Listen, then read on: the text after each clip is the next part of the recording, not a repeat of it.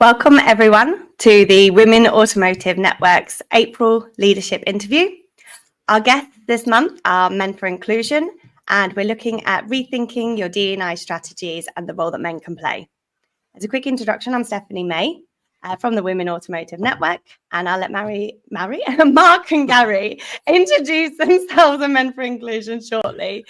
To kick things off, though, I'd like to encourage everyone to use the chat on the side, get involved in the conversation. This is a LinkedIn Live where we can all share our best practices and experiences. For those of you that don't know, the Women Automotive Network has always been about women, not just for women. And I think now more than ever, it's important to have both sides of the conversation involved. And I'm really excited to welcome Mark and Gary this month. So over to you. Who are you both and why did you set up Men for Inclusion? Thanks. Shall Mary, Mark or Gary go first? Yeah, whoever. whoever. You go, Mary. Thank you. Thanks, Gary. Welcome, everybody. My name's Mark Freed. I set up Men for Inclusion a few years ago now with Gary. My backstory is over recent years, I've become more aware, I guess, as we've become more inclusive of my dyslexic superpowers. And tend not to hide my lack of academic qualifications these days, which is great. It just shows how society is changing. I left my last proper job in the city 25 years ago and established a firm called E2W. E2W supported and helped and still does women to flourish and succeed in their financial services careers. I had the pleasure of supporting and helping thousands of women to do just that over the last 25 years. But what I got from that was a real understanding, as much as a man can have, of the challenges and barriers that women face in their careers. A few years ago now, I was getting really frustrated at the pace of change. You've only got to look at things like gender pay gap stats and other indicators to realize that despite all of the commitments, all of the strategies that were being put in place, we weren't progressing very quickly. And I began to think, well, why am I quite often the only man in the room when we were talking at women's networks? If we were talking at ethnicity networks, I'd be quite often the only white guy in the room, or LGBT, I'd be the only straight guy in the room. And what I thought is we need more men. We needed more men passionate about diversity and inclusion if we were going to move forward and accelerate into the type of workplaces and the type of society that I want to live in, and hence established Men for Inclusion. Perfect. And Gary, what's your side of the story? How did you get involved? Sure. Thanks, Stephanie, and thank you again for opportunity to work with you and the team here today. So my journey around this particular subject probably started about 10 years ago, so not quite as long ago as Mark's. I was working at JP Chase, large financial services provider. I was a managing director there, actually, as part of their global technology team. And I was asked to sponsor, as you do as a senior leader, a brand new network, Women in Technology. Technology, as you probably know, has a real problem as well of attracting and retaining women. Typically in the UK, it's about 20 to 25% of the workforce. JP Morgan wanted to do something about that, and I was asked to be the executive sponsor of this new Women in Technology group. So I suddenly started finding myself on a fairly regular basis in a room full of 50 women, a bit like Mark. I was often the only man, actually very uncomfortable. And we were really trying to explore why it was that women don't seek careers in technology, and if they do, they weren't sticking around as long as the men. Now, up until that point, I'd always thought of myself as a decent manager, a reasonable kind of leader. I thought I kind of treated everyone fairly. I thought I led with empathy, all that stuff. But I started hearing some stories that things that were happening to my female colleagues that were clearly invisible to me. I didn't realize they were going on. And I started to think, actually, maybe I'm part of the problem. So we decided, in fact, this was a woman's idea. It certainly wasn't mine. We decided to set up a male allies group about 10 years ago. There weren't many blueprints of what an allies group did at the time. So we kind of made it up as we went along a little bit. But over the next sort of 5-6 years, we started creating a movement, if you like, within JP Morgan of trying to, get men to a room and start having a conversation about gender equality and what we could do to help, get more women into the arena, and also how to make sure they stuck around when we got there. I left JP Morgan 2020. Start of COVID, had a bit of time on my hands. I wrote a book about the subject, The Accidental Sexist, with one of my partners at JP Morgan, about that male ally experience. And then through that kind of bumped into Mark, because we kind of thought this was a subject that other organizations might want to find out a little bit more about. And also this real belief that if we want gender equality, we want a more diverse and inclusive workforce, then it has to be about everyone. So therefore, we have to find ways of getting everyone into the conversation. As Mark indicates. And 10 years ago to start is quite a long time, isn't it, really? And before we go into the kind of the differences over the last 10 years, why do you both think it's so important to be men part of that conversation and for us to have male allies? So let me start, and Mark, jump in. I mean, I think it's fair to recognise that certainly in Western Europe and in the US that straight white men are still likely to be the most in the most senior positions in most organisations. We can see that from our gender pay gap reporting, etc., etc. So I think we have to realise that it's a constituency around the subjects which are quite important to engage. I think first and foremost. Secondly, I think this conversation about inclusion is a conversation about all of us. It's not just a conversation about women. I think often we talk about gender equality and think it's equated to women's rights or whatever. And those are important things, don't get me wrong, but it is a broader conversation, right? There are multiple genders. And I think therefore everyone, I think we need everyone to be part of that conversation. But most importantly, and I think, Mark and I found this through our journey through this, we think there's something in it for them. We think there are benefits to men of being strong supporters, strong advocates for diverse and inclusive kind of organizations. We think it makes their ability to perform better. It makes their lives better. It gives them more happiness at work. So we think there's something in it for them as well. Mark. Thanks. I'll just pick up on that point that Gary's made there about the what's in it for men. I think if we look back historically, we've seen over the last 20 or 30, 40, 50 years even, women really sort of freeing themselves from complying with outdated female stereotypes. You're no longer tied to the kitchen sink. That's an outdated term, but it is outdated because you have done that, and with that you've brought choice and opportunity to your lives. You can get to the top of your careers. You can lead organizations. We've seen women astronauts. We've seen women creating vaccines to save us from COVID. Women airline pilots. And top female sports stars. I was at Twickenham at the weekend watching the England-Ireland game, and just fantastic female role models. But also you have the choice and the opportunity to be working mothers, or indeed stay-at-home mothers.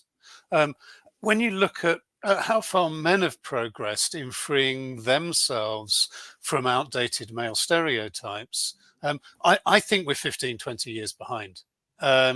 You've only got to look at the uptake of paternity leave to realize that men aren't taking the opportunities and having the choices, having better work-life balance, being able to be more vulnerable and open, have better health outcomes, and frankly, be much better leaders because we're still complying and tied by these outdated male stereotypes. So I think, apart from the fact that we can't do it without men, we can't get to a more diverse and inclusive world without them.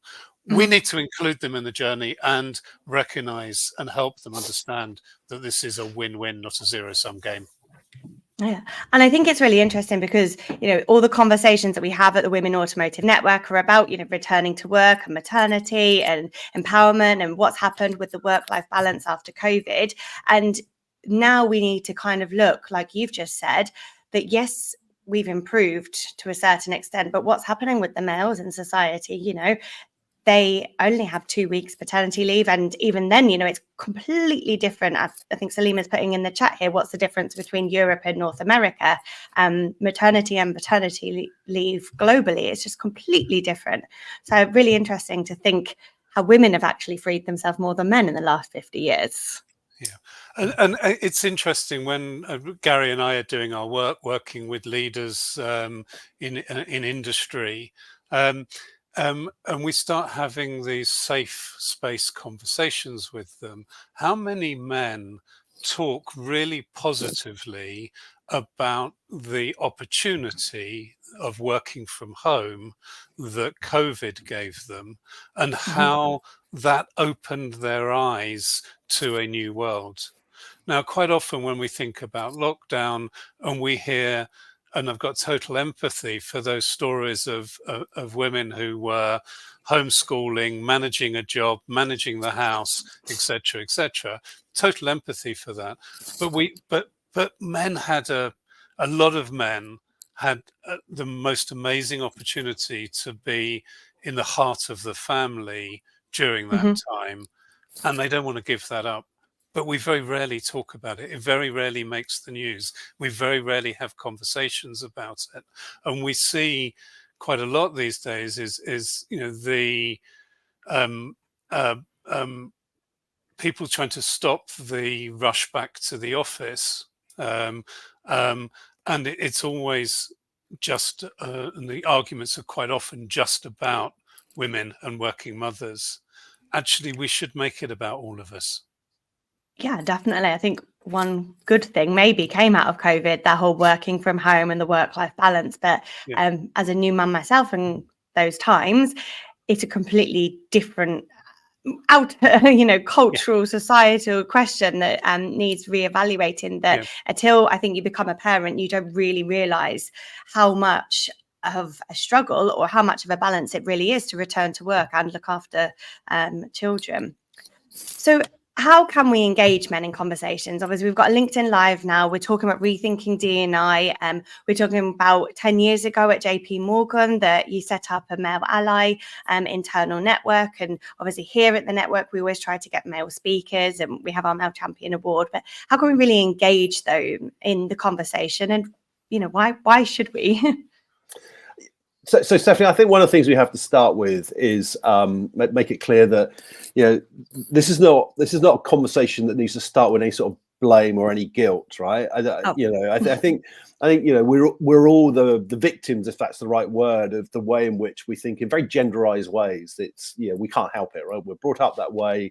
It continues to be kind of particularly for sort of in social situations, people think in very gendered way. So I think it's that's a starting point. We can't start from that. And I think one of the places where perhaps we've gone a little bit wrong with our D&I strategies in the past is when we've kind of sort of started with this idea of sort of like bringing men into a room and sort of telling them that they're biased, or telling them that they're privileged, or telling them that they're aggressive, albeit in a micro way. Also, so giving them a series of really not very positive messages, if you like.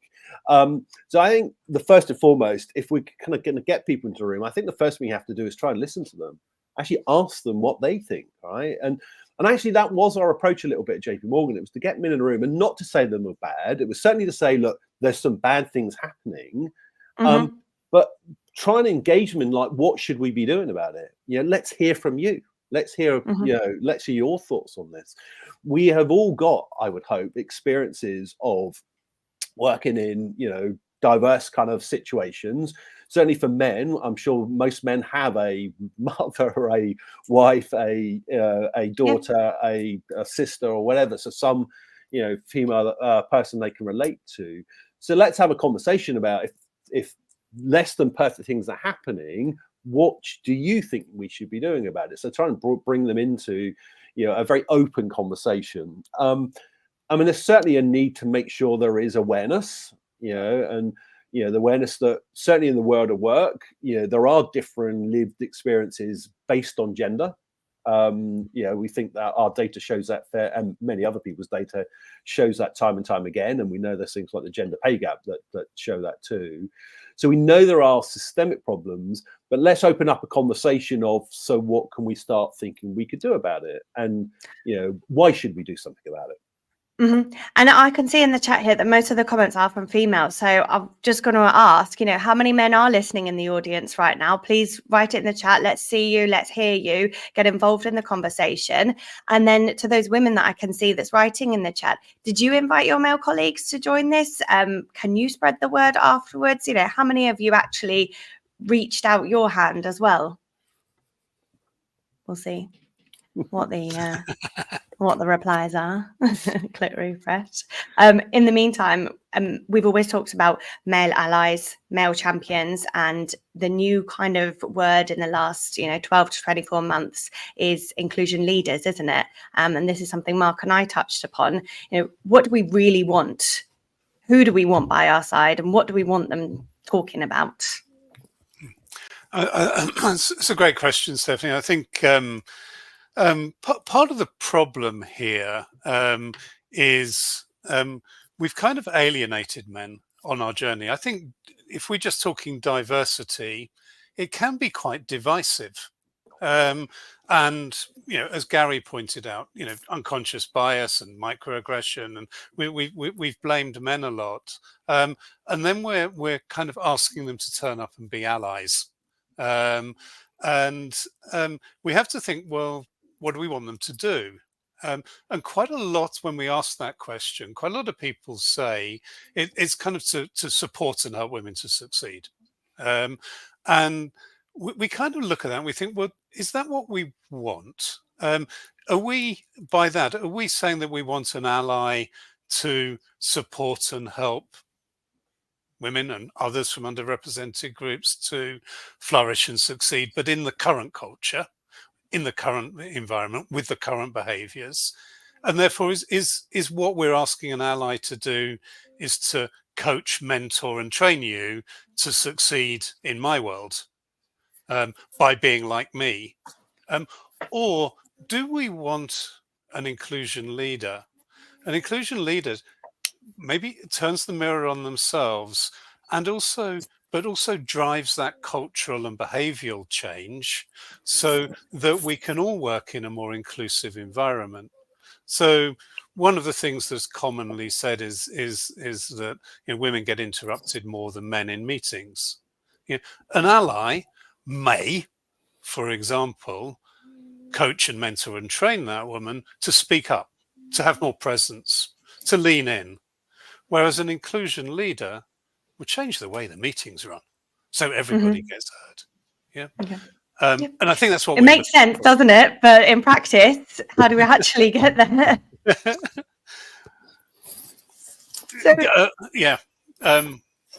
That's where we come in, and this isn't an opportunity to do a sales pitch, but I think it is changing that culture, changing those mindsets, and engaging men and leaders, not just men, leaders in becoming more inclusive. I want to ask, one of the points in the descriptions about this LinkedIn Live was the traditional approach versus the EDUs and the new models. Do you guys want to talk about kind of your real experiences, some of the companies that you've already worked with, and what is working, and what's the difference? How can we move from traditional to new models? I think let's talk about the old models first of all, and what people have traditionally done, and then Gary maybe can come on and talk about what EDUs and what we do. I think when I look at firms' diversity statements and diversity strategies on their websites and on their gender pay gap reports, etc., the focus is normally on, and if I could sum it up, fixing the women and blaming the men. Yeah. So they'll talk about more recruitment. Yeah. They'll talk about leadership training courses. They'll talk about unconscious bias training. This all essentially either is supposed to fix representation and doesn't, or helps people to succeed in the current cultures.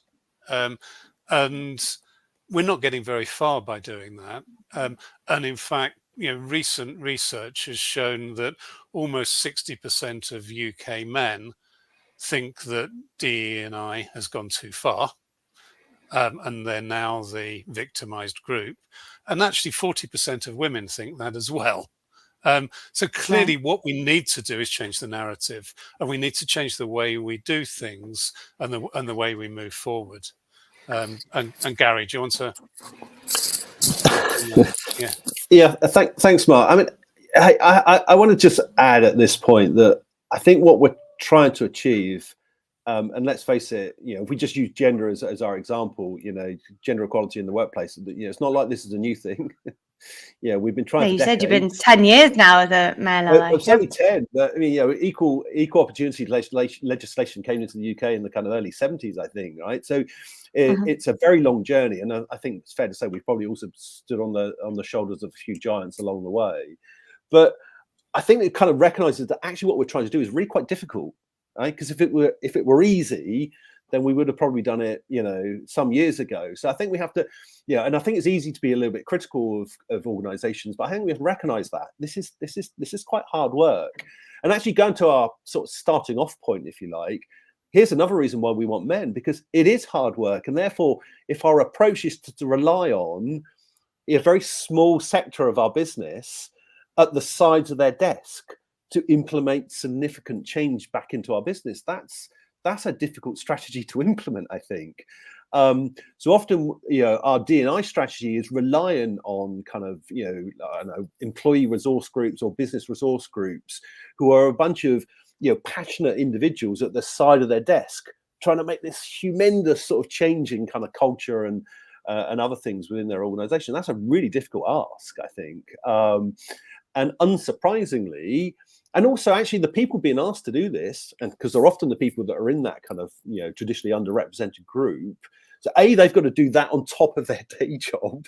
And B, to be fair, are we giving them the skills to do it? I mean, are they experienced change management, transformational change agents? I mean, they may be, but often they're not. They're just doing it because they've got a passion and don't necessarily have the skills.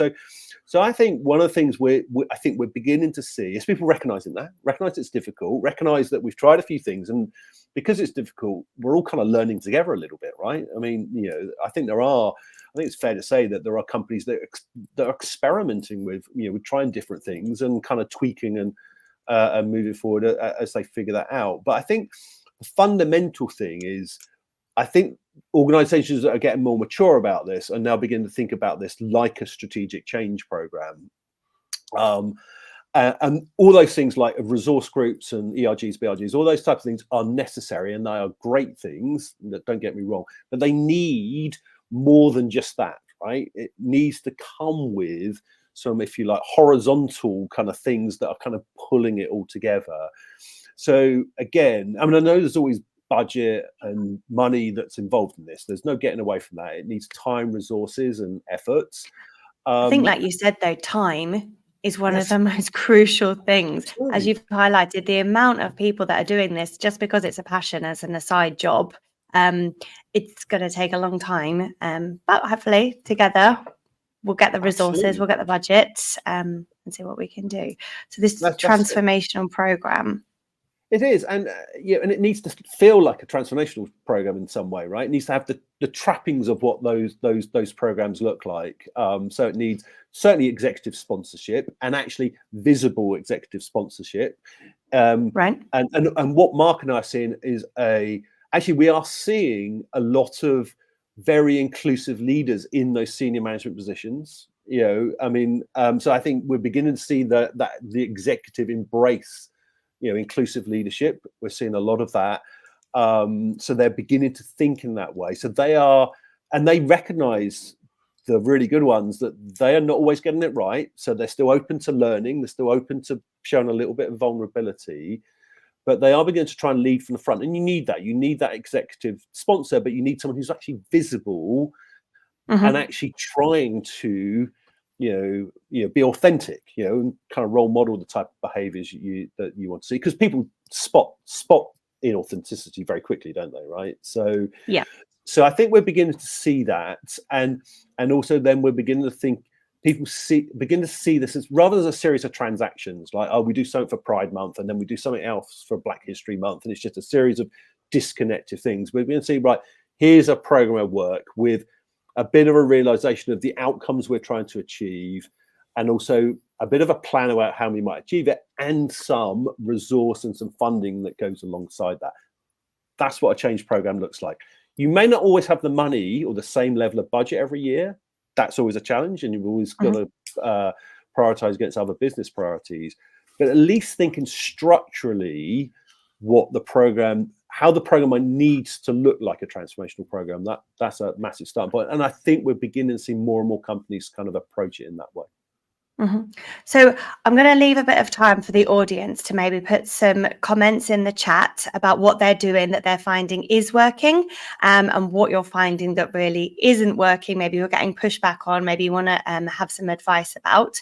And in the meantime, maybe Mark, you can tell us what some of the companies that you're already working with are doing that isn't working, that maybe we should stay clear of. And then obviously a couple of questions. All right, brilliant. So I think Gary's summed it up. There's sort of the big picture there. Yeah. I'm very skeptical when I read firms who say they've got or putting in place recruitment strategies. I'm yet to talk to a hiring manager that says, I want to go out and find diverse candidates for this vacancy that I'm sitting on. Usually they say I'm after the best person for the job. Their recruitment process is then aligned to cost of hire and time to hire. So what they're actually finding is they're getting a load of male candidates for roles that are male dominated, that are the cheapest and quickest to find. And you can tinker with that, but unless you put budget, time and money and effort into going out and finding female candidates, and you've got a hiring manager that really wants a diverse candidate, then they're all going to fail quite naturally. I think there are other things that we see that we're quite skeptical about. Gary just talked then about sort of ERGs that are just, or diversity inclusion initiatives that are just putting on one event after another, after another, after another, and expecting things to change as a result of that. Ticking the box, right? Ticking the box. Like you said, each month, what's the focus? Yeah. And quite often leadership, giving those ERGs responsibility for DE&I. They're thinking it's all going to be fixed by those people who quite often, more often than not, are doing it off the side of their desk. With no authority, no strategy to rewrite HR policies and procedures and things. But the biggest thing I think that I see is the overemphasis on diversity rather than inclusion. Unless we get the culture, behaviors and values right, we can have as many women join the industry as we want, but they won't stay, they won't progress, and we won't get the benefits of a diverse workforce. So, and very few firms look as if they are spending any kind of money, budget, or on anything really to do with inclusivity and changing those cultures. And if they do, they actually naturally draw men into the conversation, because inclusivity is good for us all. And inclusivity is something we can exercise every day of our lives, every second of our lives. It's a muscle. Whereas diversity, we only get the opportunity to hire irregularly. I like the idea, that it's a muscle that needs constant exercise. Caroline Tudell's put into the group, what do you recommend as a way to engage men who don't believe in modern DE&I at all because they didn't get to benefit from these programs, or maybe they're starting off rejecting that inequality exists altogether? So I think we've said this, as soon as you walk into the room and the shoe's on the other foot, you're alienating people already. So it's about having those open conversations and about inviting people to the conversation. Is there anything that perhaps you could add for her? Yeah, I'd like to add something like that. One of the things we look at, Stephanie, is this idea of what we call the lived experience gap. So the book, The Accidental Sexist, came from one of our co-authors, a woman called Dr. Jill Armstrong, had done a 3-year research program on this subject for Cambridge University.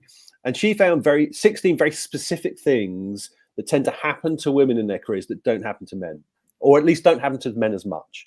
And actually, Mark and I are increasingly finding that that's also true for people from other traditionally underrepresented groups, right? They're very specific. They're down to like who gets asked to do all the admin for the team, right? Who gets the most exciting opportunity, when there's a new project coming up, through to how we kind of bond socially and therefore create opportunities through social networks, which are often very gendered, right? So these kind of very small things that lead to a difference in the male-female experience at work, we think is one of the big barriers. And one of the things that does create some of these differences in who succeeds, who gets promoted, and so on and so forth. So we think there's about 16 of these. And one of the things we end up doing is we tend to measure this. Right, we tend to measure that there is this gap between men and women, and therefore we measure with organisations we work with to show that there is, and usually we find something like a 20 to 30% differential in the male-female experience. So I think one of the things we need to start with is the fact that this is happening. We find a lot of organisations that say, when we say to them more generally, there's these systemic issues, they go, yeah, that's terrible, but it doesn't happen here because we're really inclusive. Right, and then we measure it and then find it always happens there. It happens in every company. It's almost impossible that it's not. So I think we start from the fact that we can show that there is data, and some people need the data, not everyone. We can show there is data showing there is this difference in experience, and it's very precise. Right, it's very specific, and it comes down to women have to prove their competency more than men. That's shown over and over again. So of course you can imagine how that impacts objective conversations, performance management conversations, promotion conversations. You can see how all these dynamics play out in the workforce. But once you know about these things, you can think about, well, there are strategies we can begin to deploy that can close some of those gaps. And that's not to say these things don't happen to men. They do. They just don't happen as much. So we take the admin one, right? So, we end up by default asking women to do more of the admin, which is not part of their job. Then we can just make sure that starts getting balanced out across the team, right? We have a admin rota, or we make really sure that small changes can make a big difference.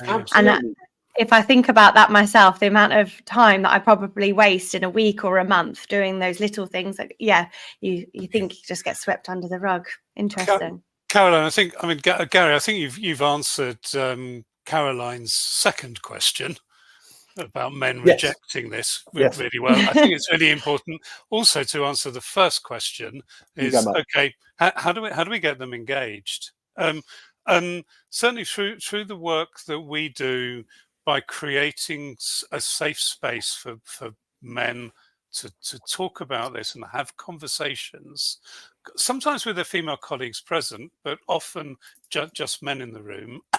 And we start talking and not accusing them of being biased or privileged, but we start talking to them about the what's in it for me. Yeah. And what we find is what we've traditionally done is demotivated men to get involved in this. We've called them biased and et cetera, et cetera. What we find is there's a whole bunch of motivators that will get men engaged when they realize that this is a win-win. Yeah. Now, that could be at the top of the tree, and I think the biggest motivator for most men is actually, if you dig a little bit, we all identify with some diverse characteristics ourselves. I started off the conversation today by saying I'm dyslexic. So an inclusive world benefits me because I relate. I also come from a working class background. Might not sound it these days, might not look it these days, but that was my background. You come down another level, And actually, a lot of men talk really passionately about how they've been inspired by the women around them, and want to change the world for them. That could be their mothers, their sisters, their wives, their daughters, yeah, who we had an example recently about a chap, we talked to him about accidental sexisms, and he said, yeah, I recognize it. I recognize it in my daughter's football team, because when I took her to football to start playing, she was shown to the worst pitch, had the worst kit, had the worst balls, the worst referees. She had a poorer lived experience. And wanting to change the world for her, he realized he had to change the world in his workplace, and it opened his eyes to what was happening in the workplace. So I think that's another area. The third area, that a big motivator for men, is actually something I touched on earlier, of actually being able to take off the straitjacket of complying with outdated male stereotypes. We talk to a lot of men who are really passionate about doing the school run these days. Yeah. Yeah. We talk to a lot of men who want to be the type of father and the type of husband that is a modern day man wants to be, that I was never able to be. Because I don't think it's until you ask them, is it, that you actually realize how many people feel that way. Yeah. And when we start giving men, stop telling them off and giving them permission to talk about these things and engage with them, what they realize is, when women are fighting for more flexible working, that they should join them, that it should be, and we should change the narrative to an all of us narrative. When we're thinking about maternity leave, we should also think about paternity leave, and we should call it parental leave, because it's good for us all. The other really important thing I think that we need, and again, Gary talked about this earlier, is actually role models. Yeah, because we've celebrated the amazing achievements that a lot of women have done. I can remember, it was only probably 15, 20 years ago that I was stopped in my tracks because I saw a woman driving a bus. How ridiculous does that sound these days? Yeah, but she was a role model. Yeah. Okay. We need to role model men. Our leaders need to role model these behaviors. We were working with a board the other day, and we were having a conversation around the table, and one of the men put his hand up and said, I've got a confession to make. I do the school run on Wednesdays. Why should that be a confession? And why didn't he feel the freedom to be able to stand up and share that, not just with his leadership, his colleagues, but with the rest of the organization? Okay. Yeah, that seems a bit mind-boggling. Yeah. Okay. Gents, I'm very conscious of the time. So I know that I've had kind of three main takeaways: the visibility of male allies, the thinking process behind this not being, a monthly tick off, that it being a long-term transformational progress. The third being about recruitment, definitely not, quotas and ratios, but really looking into the recruitment process in general. I want to ask you, though, what are the takeaways that you would like to give the audience, the female audience to start with, and then potentially the male audience?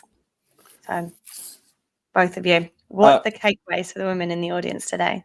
Well, actually, I think I started thinking about this question, Stephanie. I came to the conclusion that actually I wasn't going to separate between men and women. Okay. I think the takeaway probably where we should have begun at the beginning, isn't it? Maybe, yeah. I mean, and actually, it was worth saying that for the whole conversation, really, right? We are making some massive generalizations, so we do recognise we're doing that too, as well. But I think the key thing for me is that how we can begin to make this an all of us conversation, not a women's conversation or even just a men's conversation. I mean, Mark and I do recognise that part of this journey is about creating that. There is a need for a safe space for men, as has been for a safe space for women.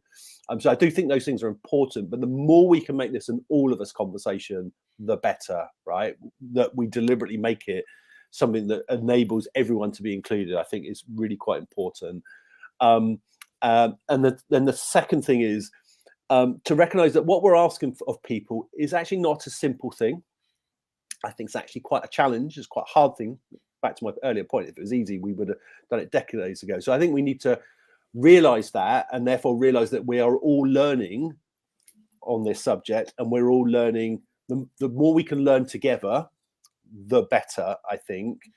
But in our experience, and mine and Mark's experience, and this is key takeaway, we have seen change happen at a very individual level. We have seen people who perhaps weren't the most inclusive of colleagues actually begin to change their behaviors, and a lot of it is lots of very small, and I think you were kind of suggesting this, lots of small incremental change through to, am I running this meeting in the right way? Am I running this meeting inclusively that allows everyone to contribute? When we look at who does what within our team, are we being fair around that? Are we making sure that not everyone, it's not the same person that's having to do all of the hideous admin that no one likes doing, right? Are we making sure that everyone from time to time, within reason, gets opportunity to stretch themselves, to do something new, to get that exciting project? Even through to, are we creating the right social environment that doesn't largely benefit just one team, right? Are we always, is our social event, going to the pub on a Friday night, which we know that will deliberately exclude some people because they can't do that for whatever reason. So are we varying social events, or indeed, are we making sure that our social time is evenly spread across all of our colleagues, not just the ones that look like us, that sound like us, that we have a natural, more likelihood of affinity to? So I think this is the key takeaway for me, is that we can all change. It is up to all of us, and we can all do lots of very small things that will add up to a massive difference. That's fantastic. Thank you. How about you, Mark? Follow that, Mark. Follow that. Sorry, Mark. Sorry, Yeah. That's all right. Gary, so I agree. Just covered everything. Is there anything left for us to say? I think there's a few. There's a few things. Yeah. So I do think we need to engage. The conversation needs to be an all of us conversation that includes engaging positively with men who've typically been excluded from the conversation, or excluded themselves from the conversation. I would suggest as well, because it's something, and we talked on it earlier, this inclusion muscle. Yeah, actually, we're all responsible for the culture, the behaviors and the values within our workplaces. Yeah, and it's something that we can change every second of every day. Diversity is quite often in somebody else's hands. If we get the culture right, if we get inclusion right, it will pave the way for everything else that follows. So let's have more of a focus. Can't forget diversity, but more of a focus on inclusion, because I think that will show a giant leap forward for everybody. I don't think women will be free and have all the opportunity and choice until men are free as well, from complying with outdated male stereotypes.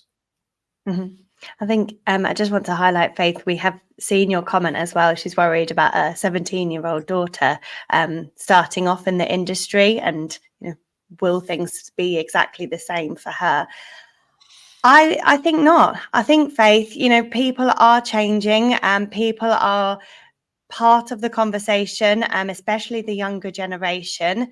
And I really think it's about inviting, as you said, the right people to the conversation and flipping the table and asking the right questions. So let's see. Mark, Mary. Yeah, Mary. Oh, go on. I was going to say Mark, Mary, and Gary. Oh, yeah, thank you. So I was just seeing Gary coughing in the background there, and we do have to have a shout out for Gary because he's got off of his sick bag to be with us today. So thank you, Gary. He's going to end on a. Yeah. Just one thing about the younger generation. We have seen enormous changes. I've seen enormous changes in my lifetime. We need to ensure that continues and accelerates. But indications are, and there's plenty of research that shows that our younger generation and people coming out of college and universities, men are becoming are moving more to the right wing politically and in their thinking, whilst young women are becoming more liberal. That shows a gap happening at that amongst the young people in our society, and figures like Andrew Tate coming to the fore, I think is worrying, and young men are not doing as well in education, are finding life difficult and more challenging, and I think we need to recognise that and pull them back into the conversation. Definitely. This is really interesting. I recently attended a Gen Z panel and just completely, the new wave of thinking. And our next panel discussion that we have in Detroit, we've invited a few of the younger generation to join the panel discussion so that we can have, as you've just said, throughout this entire leadership interview, both sides of the conversation, men and women involved, but both generations involved in the conversation as well. Mark, Gary, Men for Inclusion, thank you so much for your time today. Thank you so much for sharing everything. I know we're going to put the book that you've mentioned for the audience to read afterwards. We'll send them some links where they can find out more about you and how they can work with you on a corporate level. From our side and the Women Automotive Network, it's nice to see everyone again. We hope to welcome you next month. On May 23rd, the next leadership interview will be with Vipka Stahl. She's the MD of Bugatti, and that's talking about diversity again as not just a tick of the box. And then obviously we have our two main summits. The first time that we're coming to America, so hopefully see you all for the Women Automotive Summit Detroit, June 4th, and then obviously the main flagship event in Germany, which Mark and Gary will also be joining us at in Germany on October 8th. So thank you everyone for your time and enjoy the rest of your Wednesday afternoon. Thank you, Stephanie. Thank you, Stephanie. Thank you.